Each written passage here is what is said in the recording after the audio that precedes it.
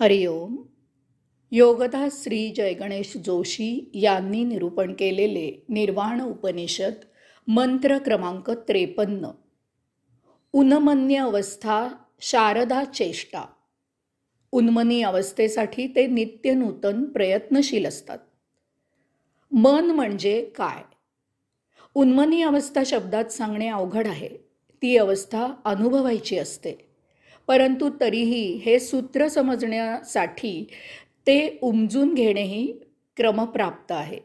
तेव्हा शब्द सामर्थ्याने शक्यतो त्या अर्थाच्या जवळ जाण्याचा प्रयास करायचा. यासाठी आधी मन म्हणजे काय ते माहीत करून घेऊया. माझी मनाची व्याख्या अशी आहे. आपल्या विचारांचे आविष्कार जेथे साचतात त्याला मन असे म्हणतात. मातेच्या योनीत प्रवेश केल्यावर अंतरात्मा जीवात्मा निर्माण करतो. संचित संपुष्टात आणण्यासाठी अंतरात्मा जीवात्म्याला आवश्यक ते गुणकर्म देतो. त्याला अनुकूल अशी देहादी इंद्रिये अंतरात्म्याच्या प्रेरणेने जीवात्म्याकडून निर्माण केली जातात.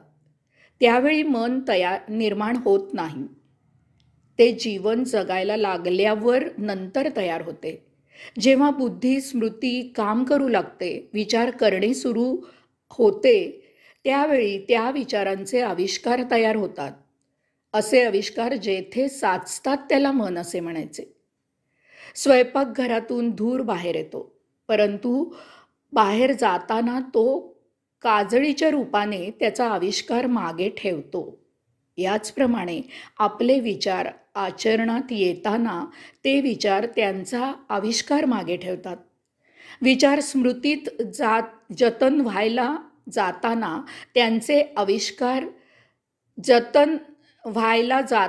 त्यांचे आविष्कार मागे राहतात.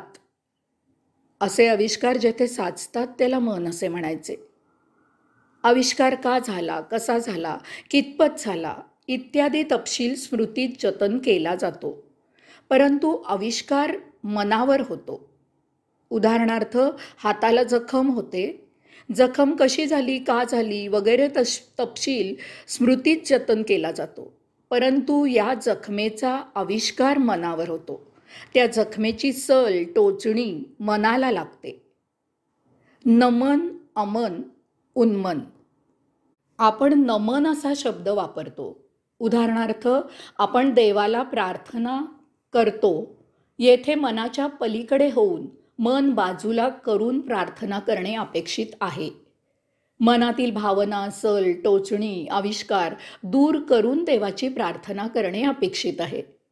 मनात कोणाबद्दलही आकस असताना त्याचा सूड घेण्यासाठी देवाजवळ केलेली याचना, मागणी म्हणजे प्रार्थना होत नाही. मन विसरून प्रार्थना करणे म्हणजे नमन करणे, नमन होणे आहे. अशा प्रार्थनेला नमन करणे असाच पर्यायी शब्द वापरला जातो. न अधिक मन. जणू काही आपल्याला मन नाहीच अशा अवस्थेत प्रार्थना करणे म्हणजे नमन. मन विसरून, मनातील आविष्कार विसरून प्रार्थना करणे म्हणजे नमन करणे. समजा आपल्याला आपला मित्र भेटलेला आहे. आपल्या मनात आविष्कारांची दाटी आहे, परंतु त्यांचा त्या मित्राशी काहीही संबंध नाही. अशा वेळी आपण नमन होऊन त्या मित्राला भेटू. त्याच्याजवळ बोलताना, वागताना त्याच्या मनातील आविष्कारांचा आपल्या मनातील आविष्कारांचा त्याला पत्ताही लागणार नाही. नमन याचा अर्थ नतमस्तक होऊन नमन करणे असाही घेतला जातो. नमन यातील 3 अक्षरांची ती व्युत्पत्ती आहे इतकेच. ज्याच्याबद्दल मनात काहीही भावना, सल, आकस, आविष्कार नाहीत त्याच्या पुढे नतमस्तक होऊन नमायला काहीच अडचण नसते. त्यामुळे नमन याचा तसा अर्थ घेतला जातो. नमनाची पुढची पायरी म्हणजे अमन होणे. अधिक मन म्हणजे मन शून्य करणे. जणू काही मन नाहीच, मनाचा अभाव असणे अशी अवस्था करणे. मनातील आविष्कार, सल, टोचणी, भावना शून्य करणे म्हणजे अमन होणे.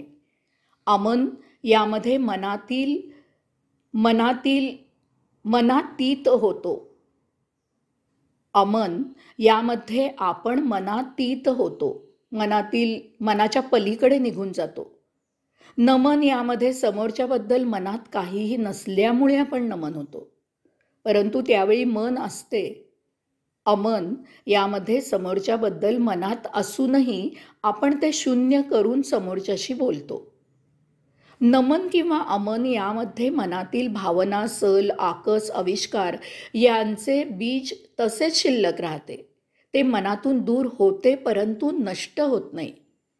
वेळ प्रसंगी ते पुन्हा उभारी घेऊ शकते किंवा नवीन घटनेमुळे भावना, सल, आकस, आविष्कार निर्माण होऊ शकतात.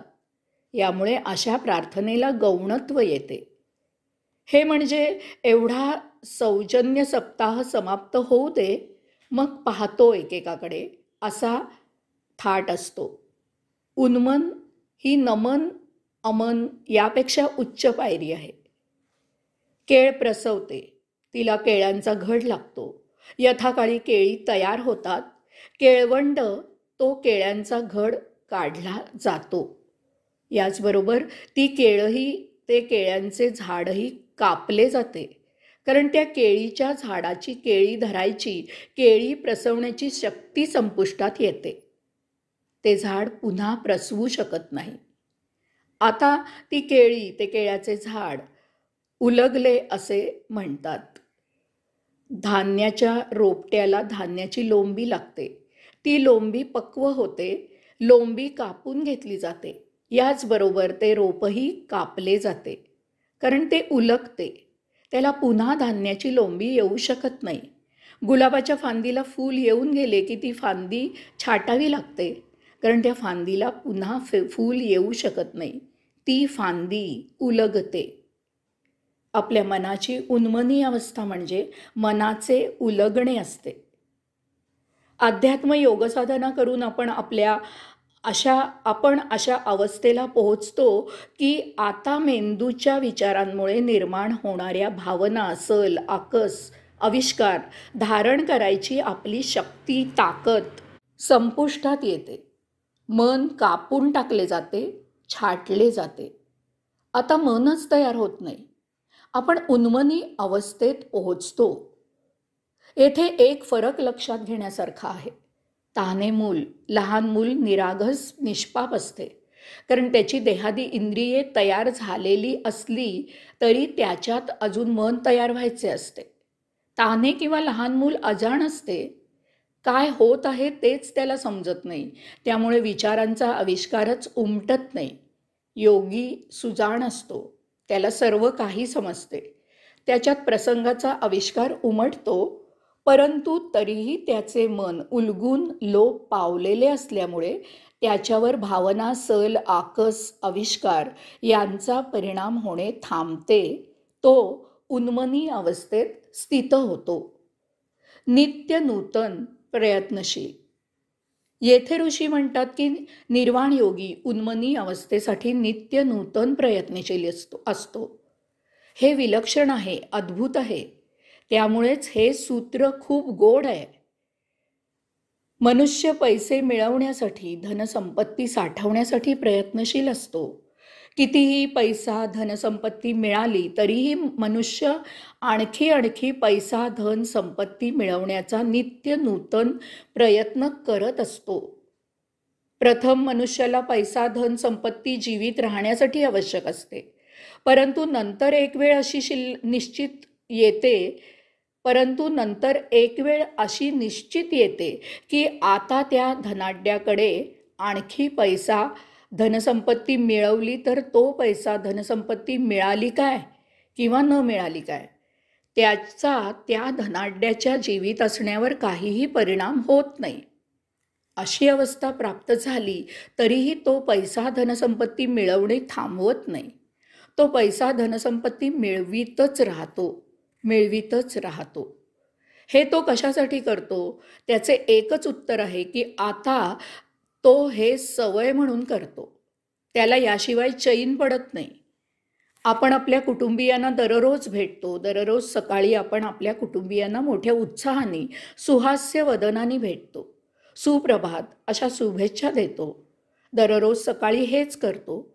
जीवित असेपर्यंत हेच करतो. यासाठी आपण कधीही कंटाळत नाही.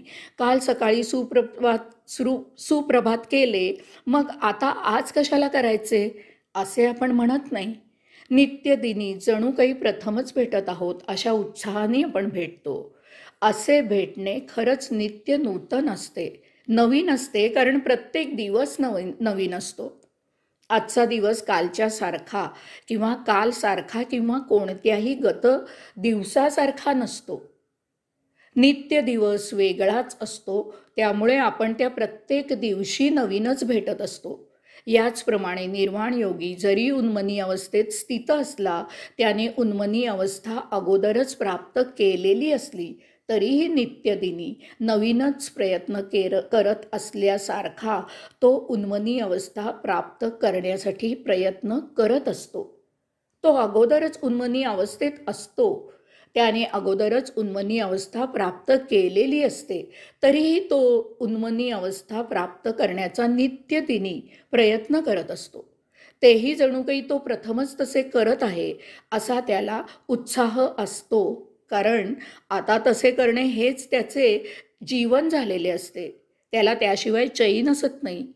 कालच जप केला होता, कालच ध्यान केले होते, मग आता जप ध्यान कशाला करायचे असा विचार येणे हे भक्ताचे लक्षण नाही. तसेच उन्मनी अवस्थेत असलेल्या निर्वाण योग्याने उन्मनी अवस्था प्राप्त करण्याची उपासना न करणे हे निर्वाण योग्याचे लक्षण नाही. नित्य नूतन उत्साहाने उन्मनी अवस्थेसाठी उपासना करणे हे उन्मनी अवस्थेत स्थित असण्याचे लक्षण आहे. परमात्मा स्वरूप प्राप्त झाले म्हणून भक्त काही नाम घेण्याचे थांबवत नाही. कित्येक भक्त असे आहेत की ते परमात्म्याला विनवतात की देवा मला मुक्ती नको, कारण मी जर परमात्म्यात विलीन झालो तर मीच जर परमात्मा झालो तर मग माझे जप करणे थांबेल. तसे मला नको आहे, कारण देवा तुझे नाम घेत जगणे हे स्वतः परमात्मा होण्यापेक्षा श्रेष्ठ आहे. हरिओम.